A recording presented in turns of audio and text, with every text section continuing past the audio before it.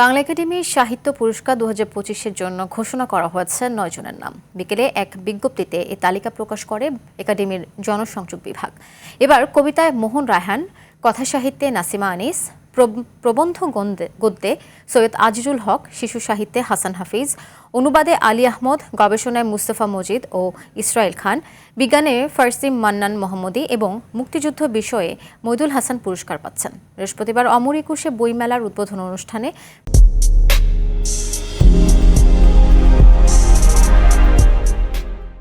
প্রধানমন্ত্রী তারেক রহমান আনুষ্ঠানিকভাবে এ পুরস্কার হাতে তুলে দেবেন।